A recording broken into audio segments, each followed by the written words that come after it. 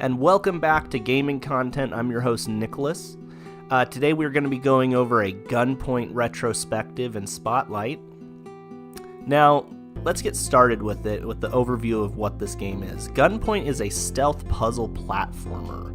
It was developed by Suspicious Developments and was released in 2013. During the game, you take on the role of a Richard Conway, a private detective who is framed for murder in the first few minutes of the game. Throughout the course of the game, you'll be able to choose how Richard Conway will react to situations, making him either a sarcastic jerk or a noble detective.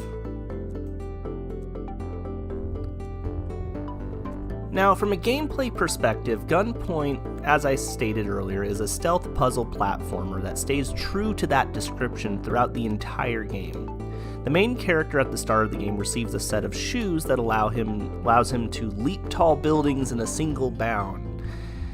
On top of that, within the first couple missions, you're given access to a breadth of gadgets that allow you to take out your enemies in thoughtful ways. One gadget allows you to see all the electrical pathways, while another allows you to electrocute but not kill your enemies.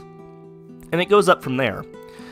Throughout the game, you'll use the ability to jump, zap, and punch your enemies while you're stealthily making your way through various buildings to prove that Richard Conway is innocent.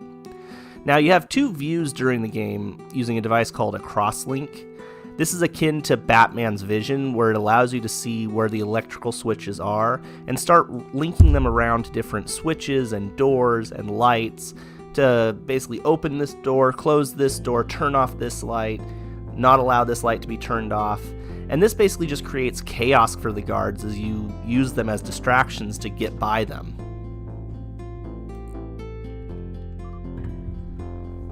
So the graphics in Gunpoint are great. They are pixel graphics, but they have all the detail needed to create an atmosphere that makes you want to stealth through a level and not be seen. When you combine these graphics with the moody soundtrack and the calming sounds of rain, the game does a great job immersing you in its world. You should also know this game takes place entirely at night, so you won't see any daylight settings here. The setting of Gunpoint takes place in a future where guns have been banned in the United States, and due to this setting, it allows for the story of corporate espionage that takes place to not feel out of place. The story wouldn't be out of place if you were to slap even a Splinter Cell name on it. Throughout the game, you'll be able to pick up laptops that give you more detail as to what's going on in the world, and especially between these two corporate power structures that are having essentially a feud. But if I was to boil the story down to what the main elements are, it's a tale of a romantic affair, betrayal, and murder.